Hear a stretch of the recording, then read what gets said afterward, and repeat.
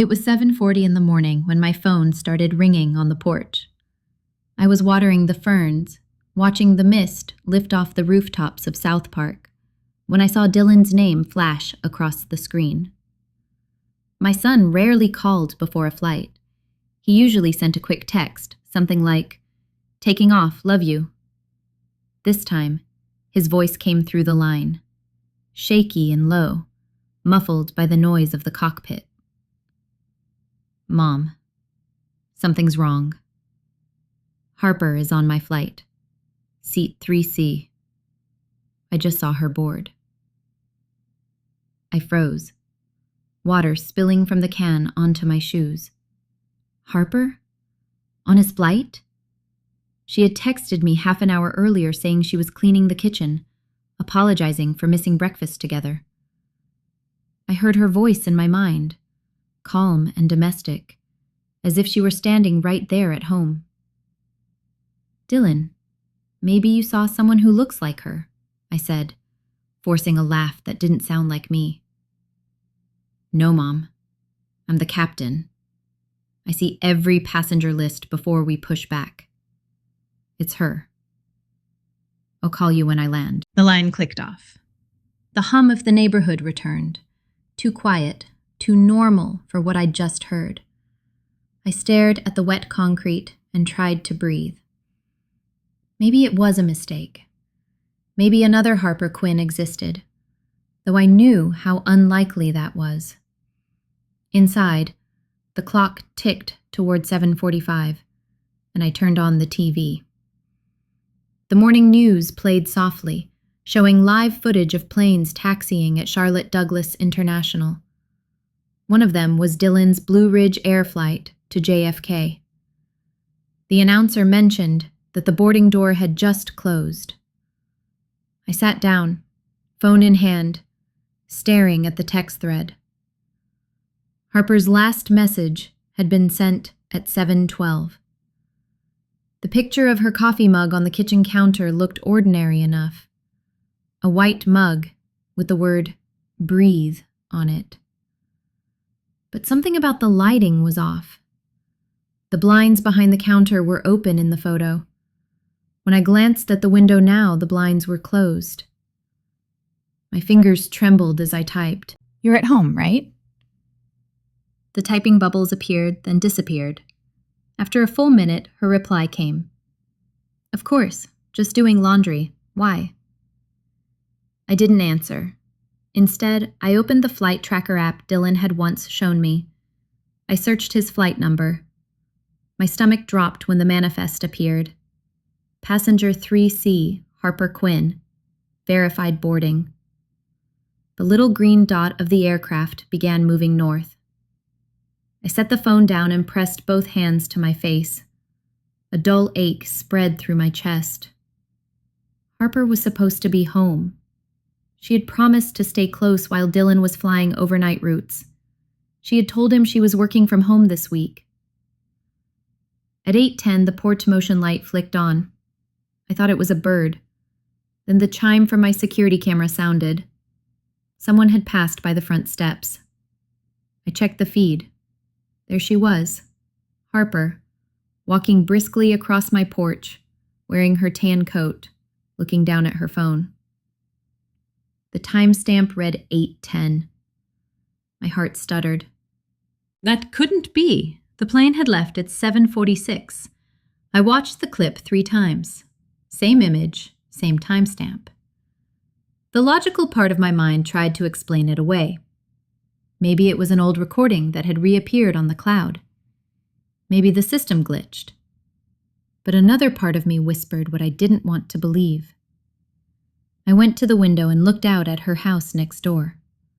Her car was gone, the driveway empty except for a few wet leaves swirling in the breeze. I dialed Dylan again. The call went straight to voicemail. I left a message, my voice barely steady. "You said you saw her. I think I have something strange on my camera. Call me when you land." The rest of the morning passed in fragments. I tried to distract myself by cleaning, by reading, but every sound made me flinch. When the dryer buzzed, I jumped. When the mail truck stopped, I thought it was Harper coming back. By noon, the sky darkened with summer clouds. I turned on the lamp beside Richard's old armchair, the one my husband used to sit in before he passed.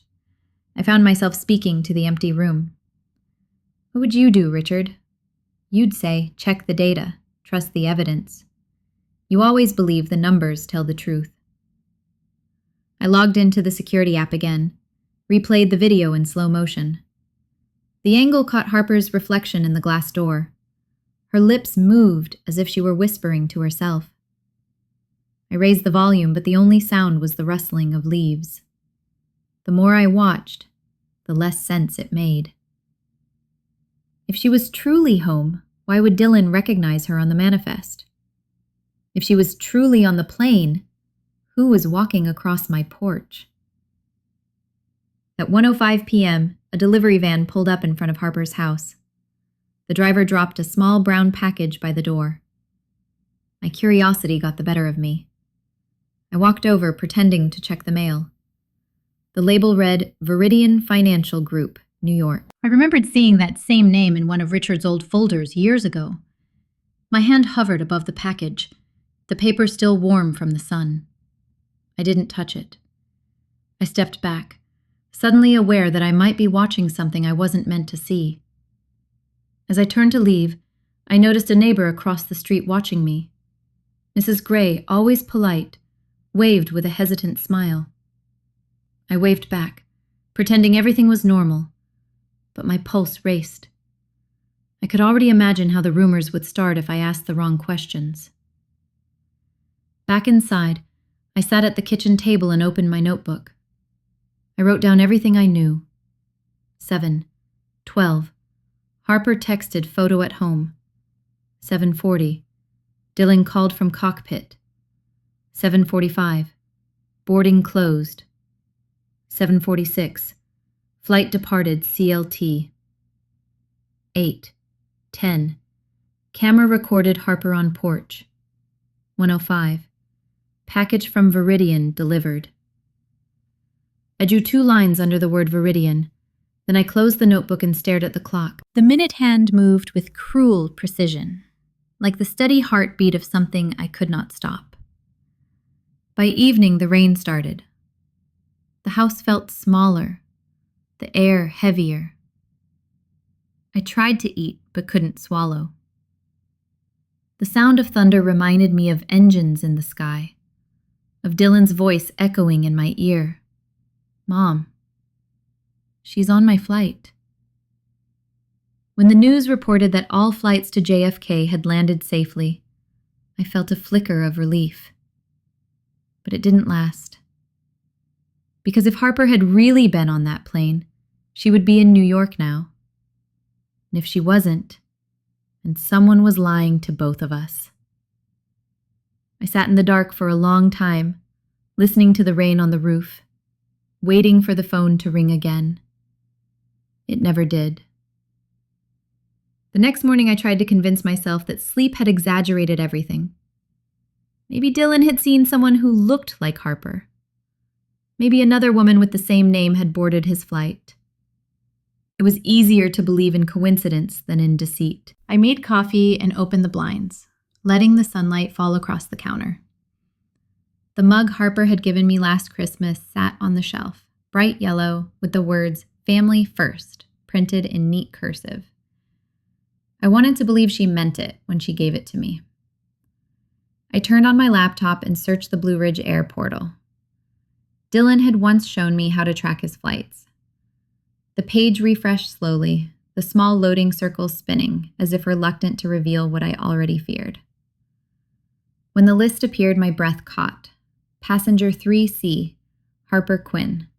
Verified boarding. The words pulsed on the screen like a heartbeat I couldn't quiet.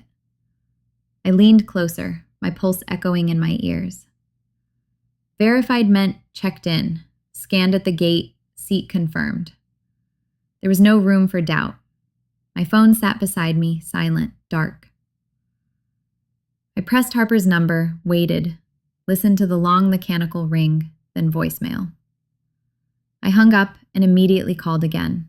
Nothing. On the third attempt, the call went straight to voicemail. I stared at the photo of her smiling face beside Dylan on my contacts list, both of them holding champagne glasses on their wedding day. For a moment, I hated that smile, that practiced softness that now felt like a mask. 10 minutes later, a message popped up. "Sorry, the washer is too loud. Couldn't hear you. Need something?" I read the line twice. Washer too loud. At that very moment, Dylan's flight icon moved north over Virginia. I typed back, "No, everything's fine," and pressed send, though my hands were trembling. I sat for a long time at the table, listening to the refrigerator hum. Every sound in the house seemed amplified. The faucet dripping, the clock ticking. My own breath sounded foreign, shallow. The longer I stared at the message, the more absurd it became. A washer can drown out a phone, yes, but it cannot text on its own. I opened the small notebook I kept beside the phone. Richard used to joke that I documented everything like a detective. I wrote down the time of Dylan's call, the flight number, Harper's text, the timestamp from the porch camera. Beneath it, I drew a thin line and wrote one question in capital letters. Why? I needed to see it, to write it, to believe this was real and not some trick of the mind. Later that morning, I opened the security app again. The clip of Harper crossing the porch replayed smoothly, no sign of a glitch. I zoomed in on the reflection in the glass door. Her hair was loose, her coat wrinkled at the shoulder, and something small glinted in her hand. A boarding pass. I paused the video and leaned back, pressing my hand against my mouth. A soft voice interrupted me. "Mrs. Monroe, are you all right?" It was the delivery man, standing by the open gate with a package. I nodded too quickly, thanked him, and took the box. It was for Harper, not me. The return label read, Viridian Financial Group, New York. The same company name from Richard's old folder. The weight of it felt heavier than cardboard. After he left, I placed the box on Harper's porch, but the act didn't ease my nerves. The name Viridian kept echoing in my head. It wasn't a common word. I returned inside, opened my laptop, and searched it. A website appeared, sleek and sterile, promising strategic investment management and life assurance solutions. The contact page listed a Manhattan address. My eyes went back to the flight tracker. Dylan's plane was halfway to New York. Harper was supposed to be home. I felt a wave of nausea. I went to the sink, splashed cold water on my face, and looked up. The woman in the mirror looked older than she had yesterday. My reflection carried the truth before I could speak it. I was afraid, but not of Harper's lie. I was afraid of what it meant. Around noon, I called Dylan's airline office, pretending to ask about luggage for family members. The woman on the line was polite but firm. Only registered employees or immediate passengers could access passenger lists. I thanked her and hung up. My throat felt tight. The minutes stretched. At 12:30, I decided to drive to Harper's house. It was only 2 doors down, but the walk felt longer. The blinds were drawn. The car was still gone. Through the window, I saw the faint blue glow of the television left on, frozen on a paused image of some morning talk show. The air smelled faintly of perfume and detergent, but no sound came from inside. I tried the doorbell. Nothing. My finger hesitated near the handle before I stepped back. I could imagine what people would say if they saw me checking my daughter-in-law's house. The crazy widow with too much time. I walked home, heart pounding, and sat on the edge of the couch. Outside, the sky had turned silver. I turned on the local news again, hoping for distraction. Instead, a short report about airport security filled the screen. The anchor mentioned a reminder for passengers to keep boarding passes private due to scams. The words boarding pass repeated in my mind. I thought of the glint in Harper's hand on the camera footage. I took out my phone again, opened our message thread, and scrolled back months.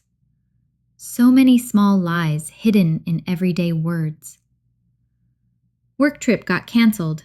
Home early today. Running errands. Each one harmless on its own, but together they formed a pattern. I texted her once more, pretending calm. Are you coming by later? Need help with anything? No answer. The typing bubbles appeared, then vanished. I set the phone down, stood up, and walked to the window. Rain began to patter lightly on the glass. The air felt thick, electric. I found myself whispering into the quiet, as if saying it aloud would make it less absurd. You're lying to him. You're lying to me. The sound of thunder rolled over the neighborhood. My mind drifted back to Dylan's voice in the cockpit, clear, certain. Mom, it's her, seat 3C. I returned to the kitchen table and opened the settings on my phone, pulling up Harper's contact. I had once shared my location with her, a small token of trust after Richard's funeral. I checked hers. Last updated 7:29 a.m. No further updates. My fingers tightened around the phone. That was 15 minutes before the boarding door closed. For a moment, the air seemed to stop moving. My pulse beat in my ears, matching the rain on the roof. She had turned it off on purpose. I added one more line to my notebook. 7:30, Harper disabled location sharing, same time as boarding. The ink bled slightly where my hand shook. I closed the notebook and stared at it, feeling the house close in around me. The washer was quiet, the air still. Everything looked normal, but nothing felt right. I told myself there had to be a simple reason, that technology sometimes fail, that coincidences happen. But deep down, I knew the truth had already taken off, miles above me, and it wasn't coming back unchanged. Outside, a plane droned faintly in the clouds, a sound both familiar and distant. I imagined Dylan sitting in the cockpit, steady and calm, unaware that the first fracture in our family had already begun to widen. I waited for the sound to fade, but it lingered, long after the plane was gone. I sat at the kitchen table staring at my phone. The words last updated, 7:29 a.m., still glowing on the screen. I tried to quiet the pounding in my chest, telling myself there had to be a reasonable explanation. But reason was a stranger that morning. I closed the notebook, turned off the light, and sat in the dark until the ache in my neck reminded me how long I had been still. The silence pressed in until memories began to fill it, pulling me backward to a time when everything about Harper had seemed perfect. The first time I met her was the night Dylan brought her home for dinner. She walked into the house carrying a small bouquet of lilies, her hair tied in a neat twist, her smile disarming. She spoke softly, with that polite warmth that made people feel seen. She insisted on setting the table, complimented my cooking, and said, almost shyly, that she had never felt so welcomed anywhere. I remember thinking, this is what my son deserves. Someone who brings peace into a room. At the wedding, 6 months later, I was the one fussing with Dylan's tie, trying not to cry as he teased me about getting sentimental. Harper looked beautiful in a lace gown, the kind that caught the sunlight and shimmered when she moved. She thanked me for everything, kissed my cheek, and whispered, "You don't have to worry about him anymore. I'll take care of Dylan." For a while, she kept that promise. Their first year together seemed charmed. They bought a small house on the edge of town, had dinner with me every Sunday, sent postcards from quick weekend getaways. She called me Mom and said she wanted to learn Richard's favorite recipes. I let myself believe in the picture she painted, one where love made everything simple. But even then, small things had caught my attention. She never talked about her family, only said they lived up north and traveled often. When I asked what she did before her design business took off, she changed the subject to Dylan's flight routes. And there was the matter of her finances. At the rehearsal dinner, my cousin asked about their honeymoon fund, and Harper laughed lightly, saying she had investments that covered everything. Dylan later told me she was pooling money with a business partner named Marcus, a financial consultant. He said it so casually that I didn't press further. Richard had died a year before the wedding, and I was still learning how to live in the quiet spaces he left behind. Maybe that was why I ignored my instincts. Richard would have asked questions. I only smiled and told myself Dylan was happy, and that was enough. 2 years passed before I noticed the shift. Harper started dressing differently. Expensive handbags, tailored coats, jewelry that caught the light. She joined charity galas and posted pictures with people I had never met. Her captions were always about gratitude and abundance. When I asked about her business, she said clients were pouring in, and Dylan nodded proudly beside her. Then there were the weekends she traveled alone. She said she was meeting design suppliers in Atlanta, but her photos showed beaches and skyline restaurants. Dylan didn't seem to notice, or didn't want to. He was flying longer routes then, gone 4 or 5 days at a time. When I mentioned how little they saw each other, he smiled tiredly and said, "We make it work, Mom. I trust her." Trust. That word echoed through my mind now, heavy and bitter. I got up from the table, opened the cabinet where I kept Richard's old files, and pulled out the worn leather box that still smelled faintly of tobacco. I had not touched it in years. Inside were envelopes, tax forms, and the yellowed blueprints of bridges he had designed. As I sorted through the papers, something different caught my eye. A thin folder labeled Insurance and Investments. I opened it and found a single glossy pamphlet. Viridian Financial Group. The same name that had been on Harper's package. My hands stiffened. Inside the folder was a photocopy of a contract with a faint signature at the bottom. N. Reed. The name made me pause. Marcus Reed. I whispered it aloud, testing how it felt in the air. It sounded familiar but distant, like a tune I couldn't place. I remembered Dylan saying that was Harper's old business partner, someone who handled her investments. I hadn't thought about it in years. I ran my finger over the signature. It looked rushed, the kind of scribble made by someone who wanted to be unseen. I flipped through the rest of the papers. There were notes in Richard's handwriting, numbers circled, and the phrase "ask about premium discrepancy" written in pencil. I sat back, my breath shallow. Richard had questioned this company once, maybe even before he died. The phone buzzed, snapping me back. A text from Grace, my neighbor. "Just checking on you. Everything okay? You seemed off yesterday." I typed back quickly. "Yes, just tired. Thanks for asking." Then I stared at the message, realizing how alone I was in this. Who could I tell that my daughter-in-law might have lied about being on a plane, and that my late husband's old files somehow connected to her business? I pulled out my reading glasses and opened my laptop again. I typed Viridian Financial Group into the search bar. The first page showed sleek marketing about financial independence and secure wealth planning. I scrolled past the slogans and clicked the corporate listing. The contact email belonged to a domain registered to a private address in Manhattan. Then I searched Marcus Reed.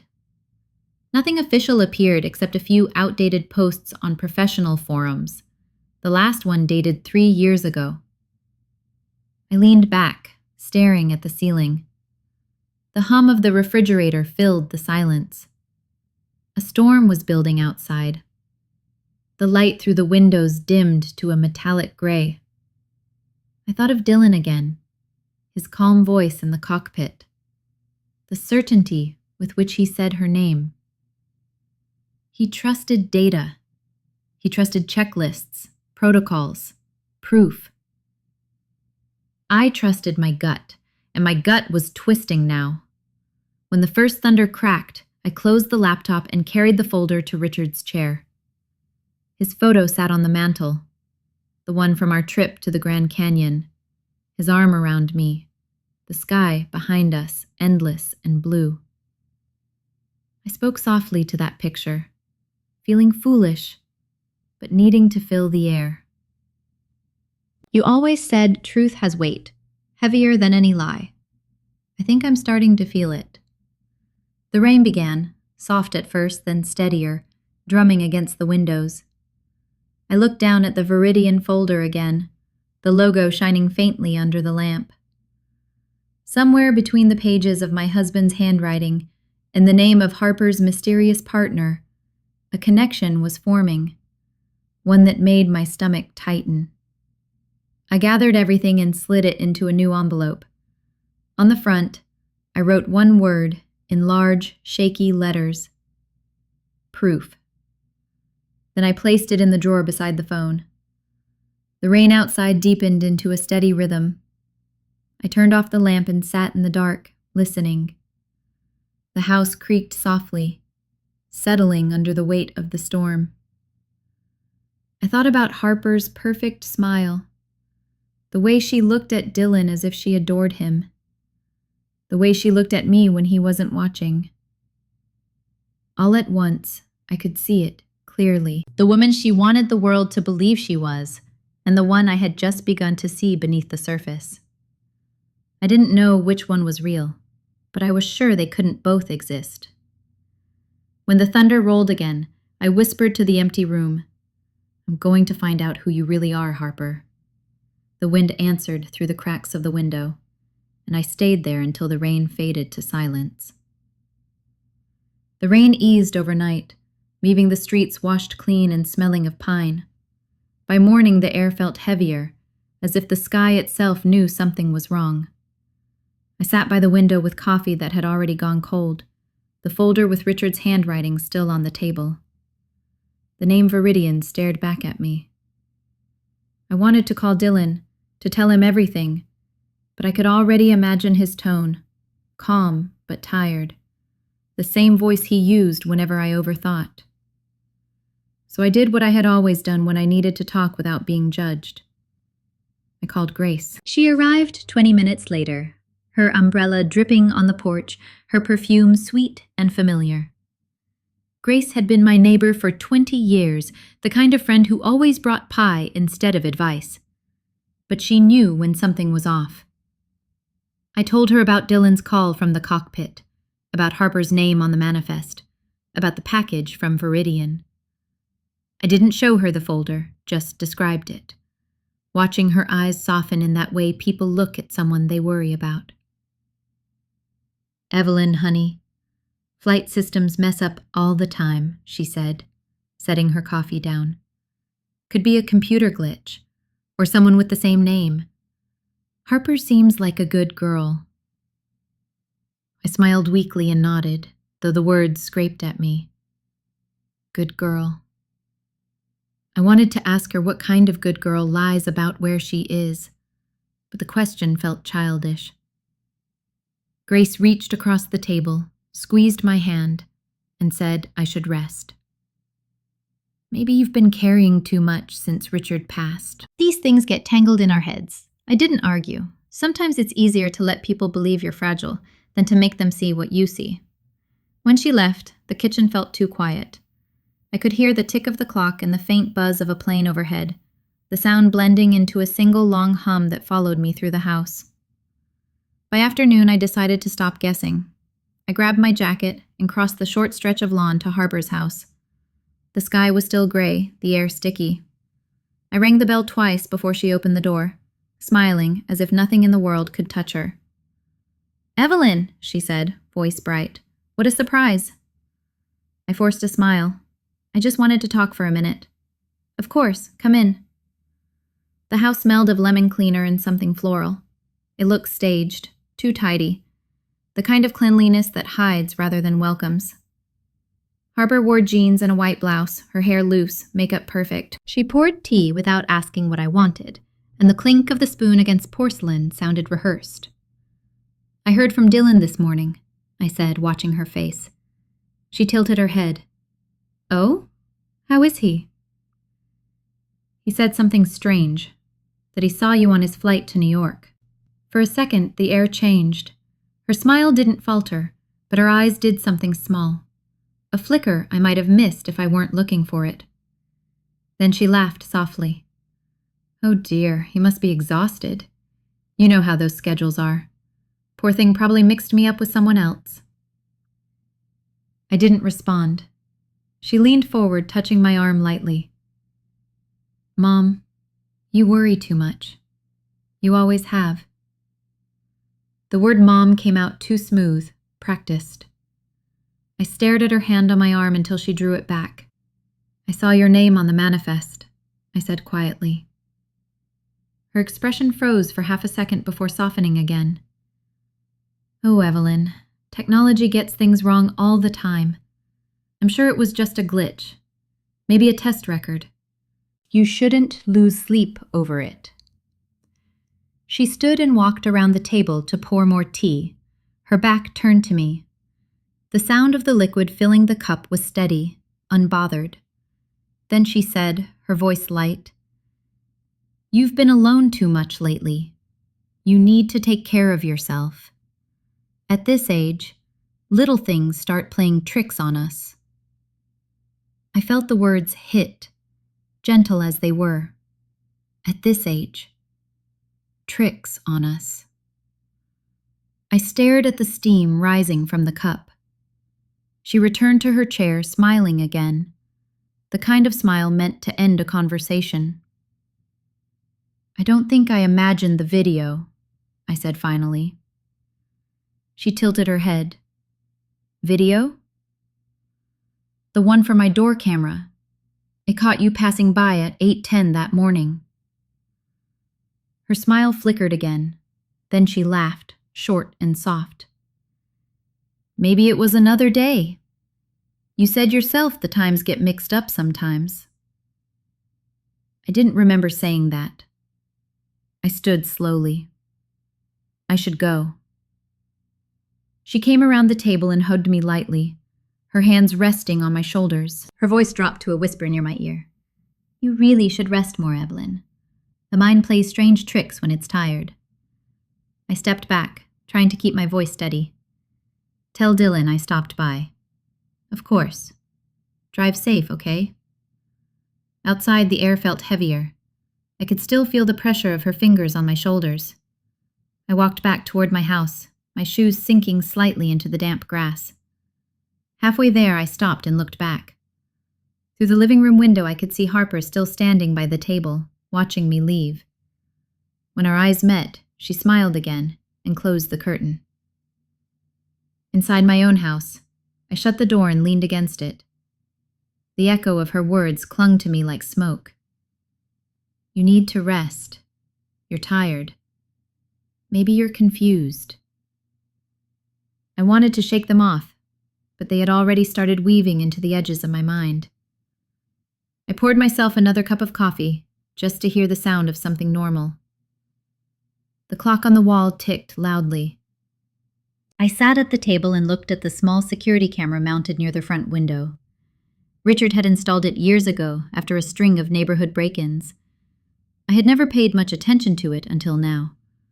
I pulled out my phone and opened the feed, scrolling through the previous day's footage. The morning was there, the rain, the mail truck, even Grace's car pulling in. But the clip of Harper crossing the porch, the one I had watched over and over, was gone. The file simply skipped from 7:59 to 8:12. My pulse jumped. I checked the external storage icon. No data detected. I went outside, crouched by the camera, and opened the small panel at the bottom. The memory card slot was empty. I stood there in the driveway, the sky dimming toward evening, the cicadas starting their long, tired chorus. The air smelled faintly of ozone and cut grass. Somewhere down the street, a lawnmower started, drowning the sound of my own breathing. I walked back to the porch and sat on the step, staring at the camera in my hand. The tiny piece of plastic that held my only proof was gone. I imagined Harper's soft voice again, the way she had said my name, her hand on my arm, the pity in her tone. They don't shout, I whispered to myself. They smile. They touch your hand and tell you it's all in your head. That's how it starts. The porch light flicked on as the sun slipped below the trees.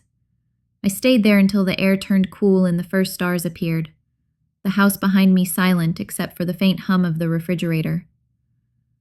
I tried to remember if I had ever felt this alone before. I couldn't. The next morning, my phone started buzzing before I even made coffee.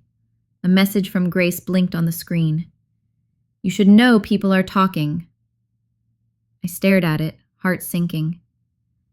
Talking about what? I typed back, but I already knew. By the time I walked to the mailbox, the neighbor 2 houses down avoided eye contact. Another waved politely but turned away before I reached her. I could feel the weight of their glances, the quick hush in their voices as I passed. The story had already made its rounds. The lonely widow losing her mind, the mother who accused her sweet daughter-in-law of being 2 places at once. I told myself it didn't matter, but the lie burned in my chest. When I came back inside, I sat at the table, scrolling through social media. There she was, Harper. Her profile showed a photo posted at exactly 8 o'clock that morning, a perfect shot of pancakes and orange juice on the kitchen counter. The caption read, "Slow morning at home." The picture was soft and bright, like an advertisement for domestic bliss. The details made me shiver. The same mug, the same countertop, the same window blinds half open. But I had seen that photo before. It was from months ago. She had posted it after Dylan's last flight to Seattle. I checked the metadata, an old habit from helping Richard with his photography. The date confirmed what I remembered. February, not today. She had reposted it. I wanted to comment, to expose it. But what would that prove? To everyone else, it was just breakfast. To me, it was a weapon disguised as a smile. By afternoon, the phone rang again, but this time it was not Grace. It was someone from the police department, a young officer whose tone carried polite impatience. "Mrs. Monroe, I understand you wanted to report a discrepancy involving your daughter-in-law's whereabouts." "Yes," I said, trying to keep my voice calm. "She claimed she was home, but she was on a plane. There are records, a manifest, and she appeared on my camera at the same time." He sighed quietly. "I see. But you mentioned she's safe, correct? There's no missing person or immediate threat?" "No, but she lied." "That's not a criminal offense, ma'am." "Unless there's evidence of a crime, I'm afraid there's nothing we can file." The call ended with empty assurances. I sat staring at the silent receiver, anger rising beneath the exhaustion. "No crime," they said, as if deception didn't rot everything it touched. When evening fell, I went to the drawer and pulled out the envelope labeled Proof. The Viridian folder, the notes, the manifest screenshots I had saved. My fingers trembled as I spread them across the table. There had to be someone who would listen. I remembered Grace once mentioning a woman who helped her cousin after a charity scam, an investigator who specialized in financial crimes. It took me nearly an hour to find her name buried in an old email chain. Officer Reena Patel. I looked her up and found a contact address. I hesitated before typing, afraid of sounding irrational, then decided clarity was better than pride. I wrote anonymously, describing the basics. Possible identity or insurance fraud involving Viridian Financial Group. Connection to Marcus Reed. Attached limited data, requesting advice. I hovered over send for a long moment before clicking it. The message vanished into the digital void. 2 hours later, a reply appeared. Short, measured. Send any technical evidence. Do not touch her computer or phone. No greeting, no signature. But it was something. I felt my first sliver of validation in days.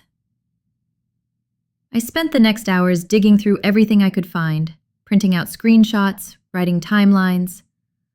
The rain started again outside, soft and steady. The hum of the printer filled the house, a small sound that reminded me I still had control over something.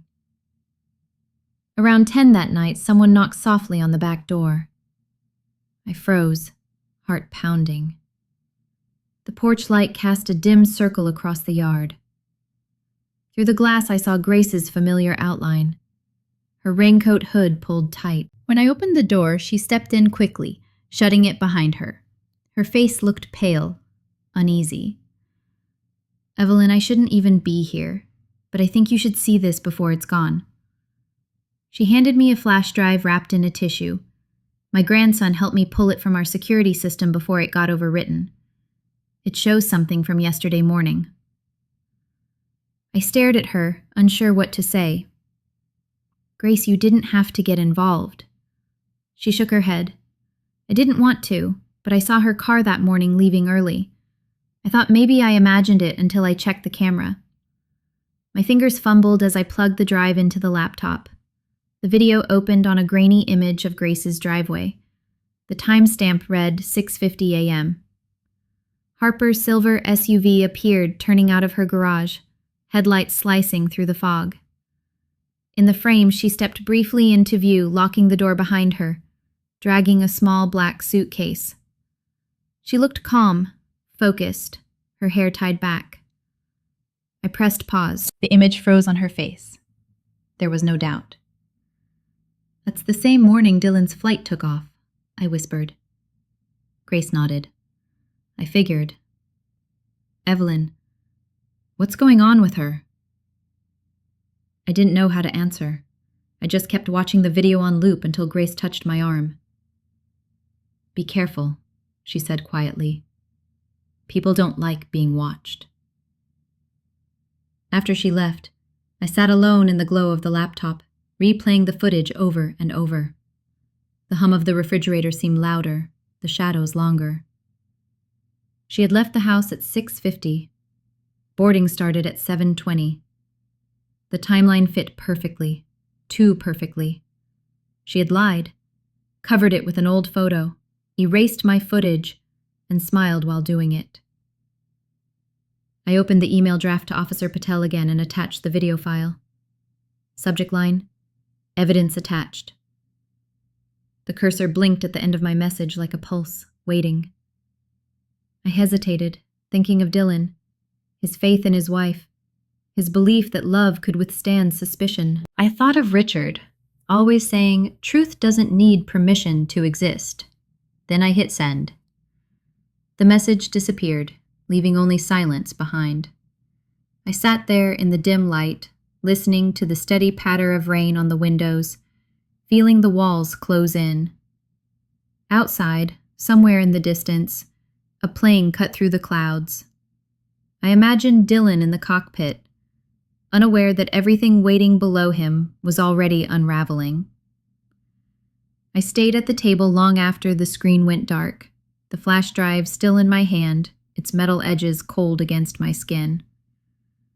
The proof was real now, and it was no longer mine alone. The reply from Officer Patel came early the next morning. It was a short message that made my stomach tighten. The ticket was purchased through Viridian Financial Group. Payment authorized by Marcus Reed. Marcus Reed. The name glared from the screen like it had been waiting for me. I typed back quickly. Are you sure that name is correct? Her response came minutes later. Verified through transaction record. Marcus Reed, age 38. Listed as deceased in 2022. Cause of death, Vehicle accident, Manhattan. I stared at the message, reading it over and over until the words lost meaning. The same name Richard had written in his old notes, the one Harper had mentioned as her business partner. If Marcus was dead, then who was paying for her flights? The coffee on the counter had gone cold again. I poured it out and stood at the sink, gripping the edge until my hands steadied. Patel had attached a phone number this time. I called it before I could talk myself out of it. She answered on the second ring. Mrs. Monroe, her voice calm and clipped. I need more data points before I can escalate. Do you have proof she boarded? I told her about the manifest and Dylan's call, about the video of Harper leaving home with the suitcase. Patel listened without interruption, only asking questions that sounded more like commands. Keep copies of every file. Do not approach her. If there's financial involvement, we will need chain of custody for the evidence. Chain of custody. Legal words, heavy and precise. I wrote them down even though I barely understood them. Before we hung up, she added quietly, "It may be connected to insurance laundering. Do you know if Harper received any life insurance after your husband's death?" The question made my throat tighten. I hesitated, then said, "Yes, Richard's policy, though Dylan handled most of it." "Keep me updated," she said. Then the line went dead. I sat there, phone still pressed to my ear, the word laundering echoing in my head. By afternoon, I couldn't sit still. The air in the house felt thick, pressing against my skin. I needed to see Dylan. He deserved to know what I had uncovered, even if it hurt. I drove to the small regional office where his crew usually met before flights. The parking lot was mostly empty, the faint roar of engines from the runway carrying across the field. He was in uniform when he came out, cap tucked under one arm, eyes tired from too many early mornings. He smiled when he saw me, but the smile faltered when he noticed my face. "Mom, what's wrong?" We sat in the car, the smell of jet fuel faint through the vents. I told him everything. The manifest, the video, the email from Patel, the payment record with Marcus Reed's name. His expression shifted slowly, disbelief giving way to something colder. "Mom, this isn't possible," he said quietly. "Harper would never do something like that." "She already has," I said. "You told me yourself you saw her name on that flight." He ran a hand through his hair, staring out the windshield. "The manifest lists passenger names automatically when the ticket scans. But mistakes happen. Names get recycled, clerical errors. You know better, Dylan. You called me from the cockpit. You said you saw her." He turned to me, his jaw tight. "Even if I did, I can't do anything with that information. The manifest is protected by federal privacy laws. Sharing it without authorization violates FAA regulation. It could cost me my license." "Then let the truth do it for you," I said quietly. He shook his head. "Mom, you don't understand how this works. There are protocols, investigations. I can't risk my career over something that might be a misunderstanding." I looked at him, at the same calm steadiness that used to make me proud. The same steadiness that now felt like a wall. I thought of Harper's hand on my shoulder, her soft voice telling me to rest. The missing footage, the suitcase in Grace's video. "If I wait," I said, "she'll make sure there's nothing left to find." He didn't answer. He just looked away, eyes fixed on the line of planes taxiing in the distance. We sat in silence until the radio on his shoulder crackled. He needed to go. Before he stepped out, he turned back to me. "I'll look into it, but please, stay out of it for now." When he closed the door, the smell of his cologne lingered faintly, mixed with fuel and rain. I watched him walk toward the hangar until he disappeared from view. That night I couldn't sleep. The wind rattled the trees outside, and every creak of the house made me think of footsteps. Around midnight I got up and made tea, sitting in the dark kitchen, staring at the folder again. I kept replaying the conversation with Patel, the sound of Dylan's voice saying, "Risk my career." By morning, another email arrived from her, one line only. "I need a copy of the internal manifest." I read it 3 times. My fingers hovered above the keyboard. I couldn't ask Dylan directly. He had already made his stance clear. Still, something inside me whispered that he had already started looking, even if he didn't say so. That afternoon he called. His voice was lower than usual. "Mom, I found something, but you can't tell anyone." He didn't elaborate, just told me to meet him at his apartment. When I arrived, he was sitting at the kitchen counter, a folder open in front of him. Inside were printed sheets of passenger data, time-stamped logs, seat assignments. "She was on it," he said, his voice breaking on the words. "Seat 3C. Verified boarding, digital check-in, card authorization confirmed." I reached for the papers, but he pulled them back slightly. "If anyone finds out I accessed this, it could end my career. You can't tell Patel where it came from." "You shouldn't have to protect her," I said. He looked at me, and for the first time in months, he didn't try to argue. That evening, he called Patel himself, giving only the bare facts. She promised to initiate an inquiry, to verify the ticket purchase through Viridian's corporate channels. 2 days later, Dylan was placed on temporary leave pending an internal review for leaking confidential passenger data. When he told me, I heard the quiet despair under his calm tone. "It's okay, Mom. I'd rather be grounded than blind." After he hung up, I stood by the window watching the rain start again, heavy and relentless. The streetlights glowed through the mist, halos of pale gold. Somewhere out there, Harper was probably rehearsing another version of the truth, polishing her lies until they sparkled. I turned away from the window and opened my notebook, writing the date and time. Dylan suspended. Manifest confirmed. Patel investigating. The ink smudged under my shaking hand.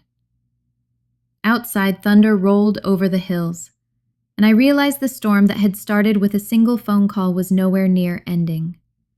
The news spread faster than I expected.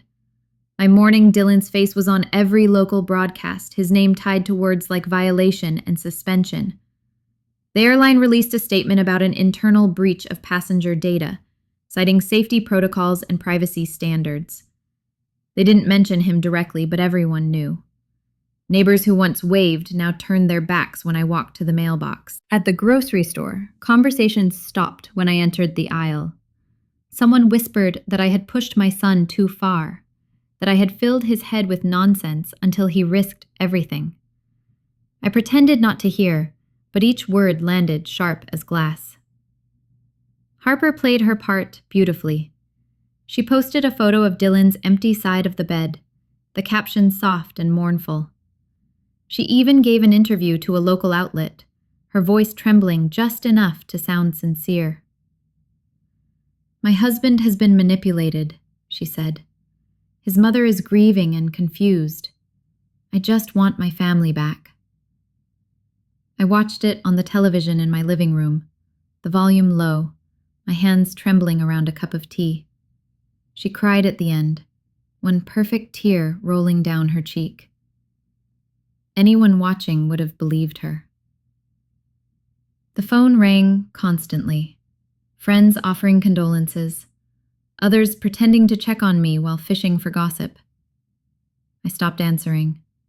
The silence after each call was worse, filled with the echo of Harper's practiced sadness. 3 days later, an email arrived from Patel. It was longer than any she had sent before, and when I finished reading, I realized my hands were shaking. She had accessed a batch of encrypted messages from Viridian's backup server. The emails were between Harper and Marcus Reed. One line repeated twice. "Flight confirmed. Transfer at JFK." The figure attached made my breath catch. $940,000. Harper was moving Richard's insurance settlement into an offshore account. I forwarded the email to Dylan with no words, just the subject line, "Please see." He called me that night, his voice quieter than I had ever heard it. "Mom, she was transferring the money. It's real." I said nothing for a long moment. "Do you believe me now?" "I do," he whispered. We spoke in fragments after that, both of us trying to understand what came next. Patel wanted everything handed to the authorities. She promised protection, but her tone carried a warning too. Once we went forward, there would be no turning back. The next day, Dylan came over. He looked older, his uniform jacket folded over his arm, his eyes ringed with exhaustion. He set his phone on the table and said quietly that he wanted to help Patel finish the report. I told him we needed to hand over every file, every note, every trace. He nodded and stared at the window for a long time. "I trusted her with everything," he said finally. "Every paycheck, every decision. She said she was investing for us." "You couldn't have known," I said. "Maybe I should have," he answered. We drove to Patel's office together that afternoon, a small building tucked behind the county courthouse. She met us in the hallway, her expression calm but focused.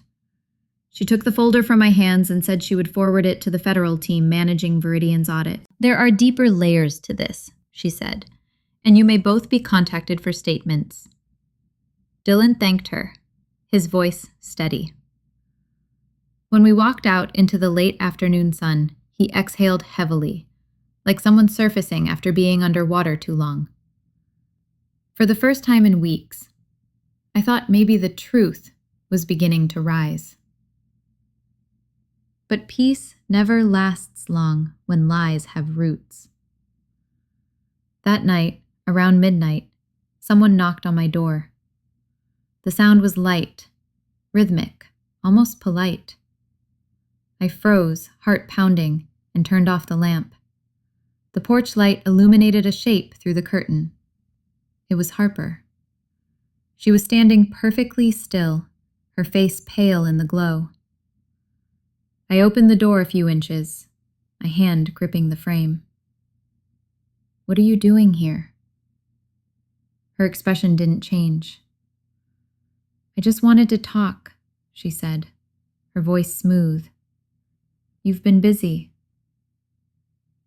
I didn't move.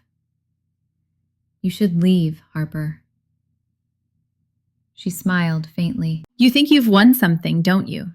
You think the world will believe a woman your age over me?" I felt the tremor in my voice when I said, "They will when they see the truth." She took a small step closer, her eyes sharp in the half-light. "If you keep this up," she said quietly, "Dylan will never fly again. You'll destroy the only good thing he has left." I could smell the faint trace of her perfume, something sweet and metallic, the same scent that lingered after she left rooms too quickly. "You already did that," I said. Her smile tightened.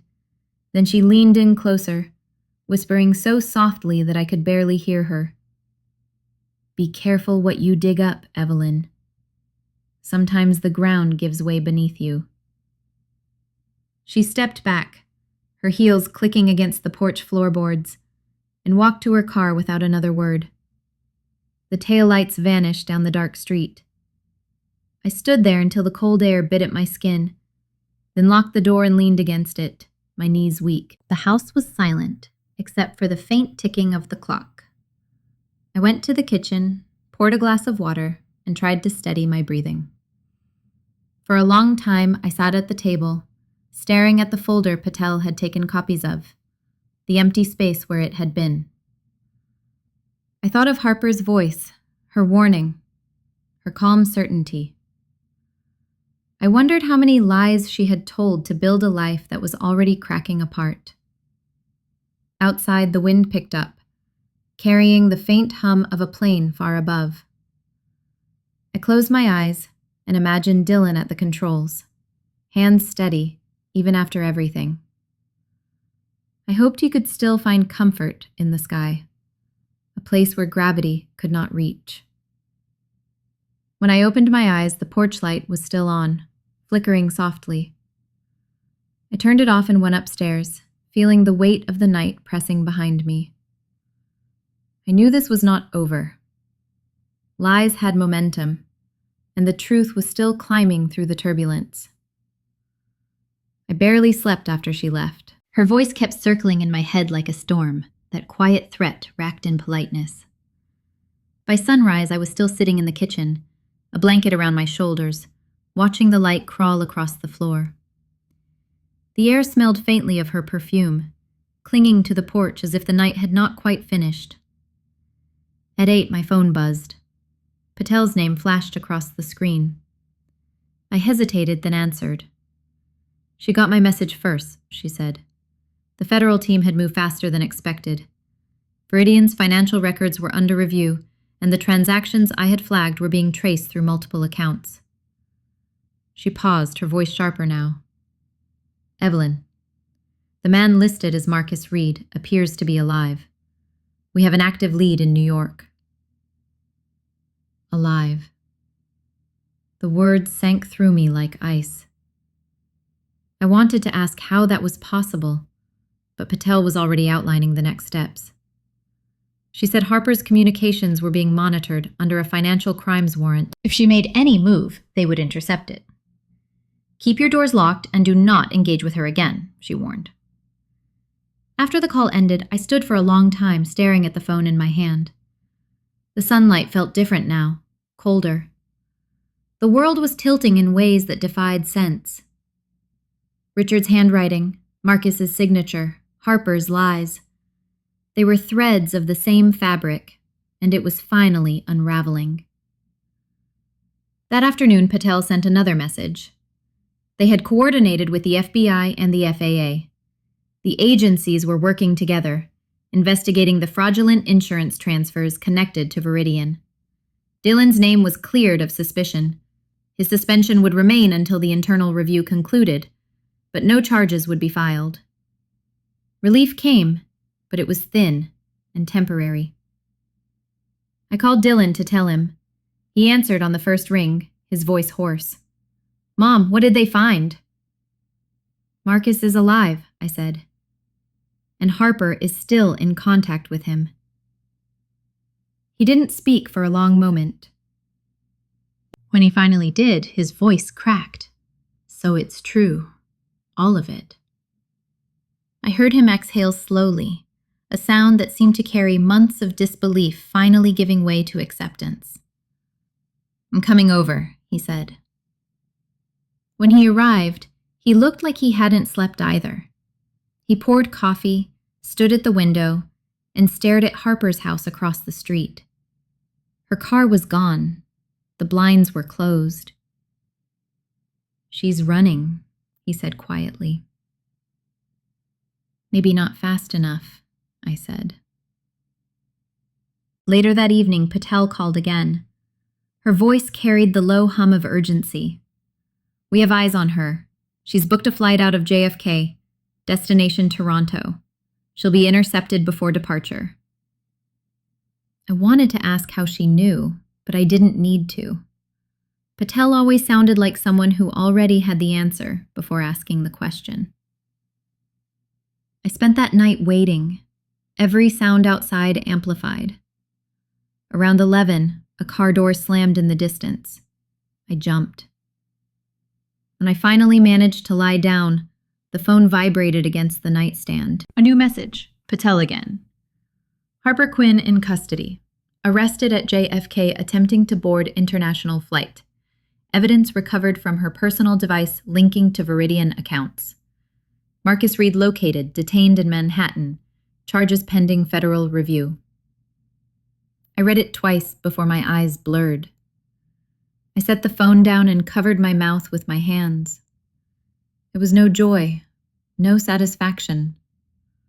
only the dull weight of everything I had feared becoming real. The next morning, I drove to the precinct. The lobby smelled of disinfectant and old paper, a mix of order and exhaustion.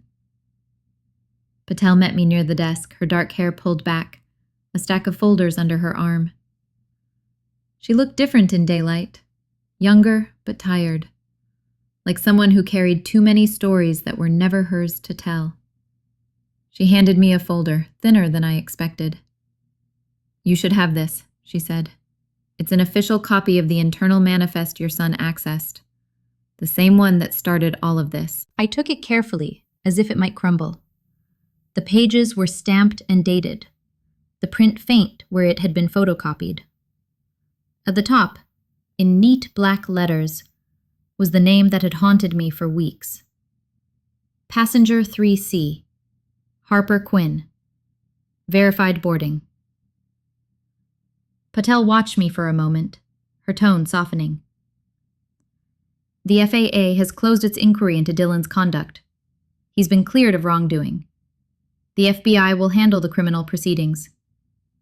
Harper will face federal charges for fraud, false identity use, and money laundering."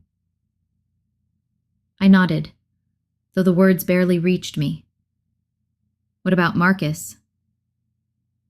She glanced toward the hallway where other officers passed. "He's talking.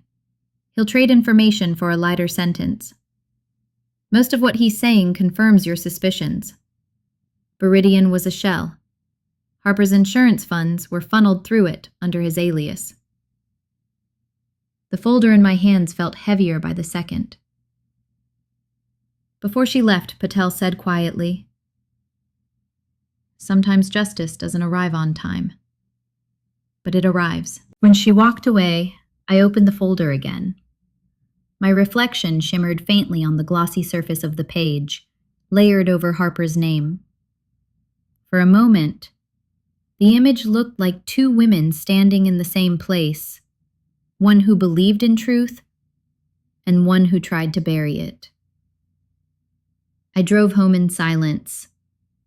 The world outside looked normal, people mowing lawns, children riding bikes, but everything inside me felt changed. The air carried the smell of wet earth and distant rain. At a stoplight, I caught sight of my hands gripping the wheel, veins rising under the skin. They looked older than I remembered, but steady. When I reached home, Dylan's car was already in the driveway. He was sitting on the steps, a newspaper beside him. He looked up as I approached, his eyes red but clear. "It's everywhere," he said quietly, holding out the paper. The headline read, "Local pilot's wife arrested in multi-state fraud scheme." Underneath, a photo of Harper being legged through the terminal, her hands cuffed in front of her, her expression blank. I sat beside him without speaking. For a long time, we watched the wind move through the trees, the rustle filling the silence between us. Finally, he said, "I thought I'd feel angry, but I just feel empty." "That's what truth does sometimes," I said. "It clears everything out." He nodded, then handed me the paper. I folded it neatly, placed it beside me, and looked out at the sky. A plane was passing overhead, small and silver, gliding easily through the clouds. He followed my gaze and smiled faintly. "You know what's strange?" he said. "When I saw her name on that manifest, I thought I was losing my mind." "You weren't," I said. "You were seeing what no one else could." He nodded again, his eyes following the plane until it disappeared. When I went inside later, I placed the folder Patel had given me on Richard's old desk. The papers rustled softly in the still air. For the first time since Dylan's call from the cockpit, the house felt quiet in a way that didn't hurt. I whispered to the empty room. He saw her name in the sky. Now the world sees it too. Outside, another plane crossed above the neighborhood, its shadow slipping across the lawn before fading into the light. The courthouse in Asheville was packed. Reporters filled every corner, their cameras flashing when Harper entered in her gray suit, head high, as if the world still believed her. I sat behind the prosecution table, Dylan beside me, his face unreadable. The charges echoed through the room: fraud, false identity, money laundering. Harper's lawyer said she was innocent, just a grieving widow misled by Marcus Reed. But when Harper took the stand, her calm voice couldn't hide the cracks. She claimed she only helped Marcus recover money that was rightfully his. Then Dylan testified. He explained the manifest, the flight data, and the missing location logs. When the prosecutor asked what he saw that morning, he said quietly, "My wife, boarding a plane she swore she never took." The defense tried to discredit him, but the facts held. Patel presented the financial trail linking Harper's accounts to Veridian and Marcus's offshore transfers. Every dollar told the story she couldn't silence. When I was called, Harper glared at me. Her lawyer asked if I hated her.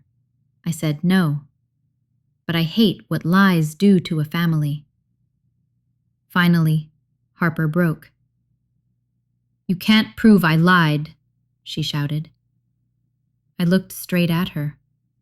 I don't have to. The data already did.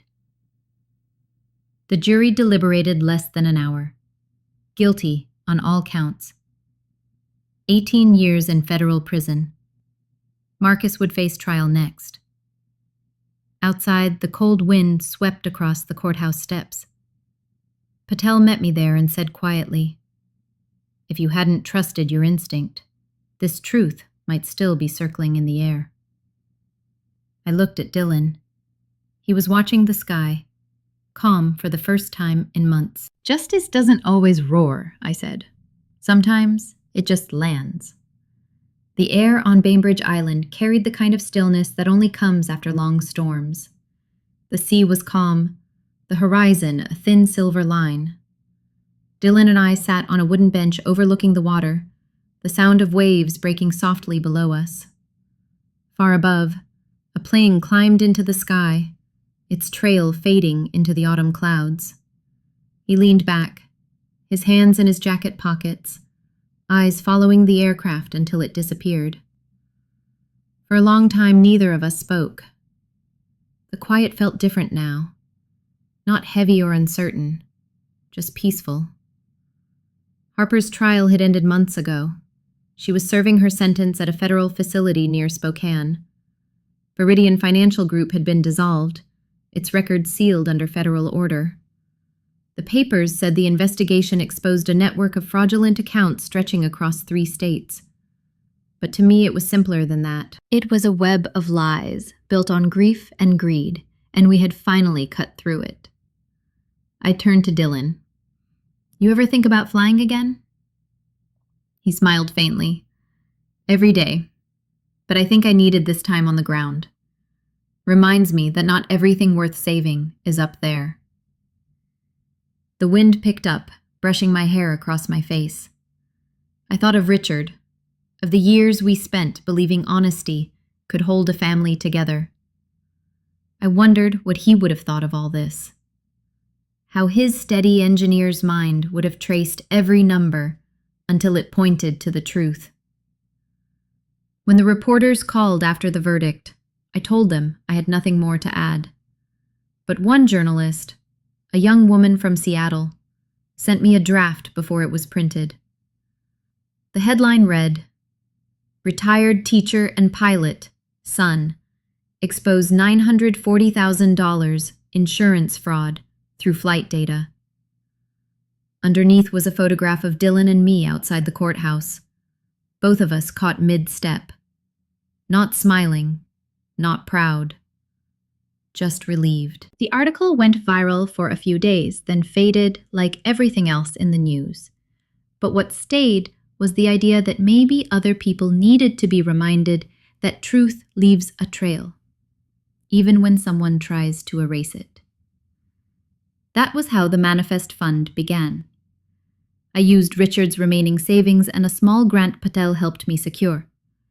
The fund supported women who had been financially manipulated or gaslighted into silence. We partnered with legal aid groups and therapists who understood how easily trust could be twisted into control. The first woman who applied was younger than Harper, but her story was familiar. Her husband had drained their joint account and convinced her she was mismanaging the bills. When she showed me the statements, I recognized the same patterns of diversion and confusion Harper once used. We helped her rebuild credit, start over, and she sent me a postcard 6 months later with one line. Thank you for helping me find my own truth. Sometimes I still hear from Patel. She sends short messages, usually just headlines about cases or policy changes. Her last one read, Marcus Reed sentenced, 8 years, no parole. She ended with a single sentence. You were right to trust what you saw. I printed that message and pinned it above my desk. It reminded me that clarity often looks like doubt in the beginning. The afternoon light shifted, golden against the surface of the water. Dylan stood and walked closer to the edge, skipping a stone across the tide. It made 3 clean jumps before sinking. He smiled, small but real. Do you think she ever believed her own lies? He asked quietly. Maybe, I said. People like her convince themselves long before they convince others. He nodded, his gaze still on the horizon. A few seagulls cried overhead, circling before settling on the post near the dock. The ferry horn sounded faintly from across the channel. Life kept moving, as it always does, indifferent to what had come before. When Dylan turned back, his eyes looked lighter. I think I'm ready to reapply, he said. Not for the same airline, maybe cargo flights, something steady. I reached out and squeezed his hand. The sky could use a pilot who tells the truth. He laughed, the sound soft and tired but hopeful. As the sun dipped lower, I opened my notebook and wrote a few lines for the Foundation's website. If truth once boarded the wrong flight, don't let it land in silence. The phrase had come to me one night when I couldn't sleep, thinking about how easily lies take off and how long it takes for truth to catch up. Dylan leaned on the railing beside me. You should put that on a plaque, he said. Maybe, I replied. But I think it already found its landing place. We stood there until the sky turned pink, the last of the light washing over the water. The plain trails above us began to fade, just thin silver lines dissolving into dusk. I breathed in the salt air and felt something inside me finally settle. She claimed she was home, but truth had already boarded. And no matter how high lies try to climb, they always land where conscience lives.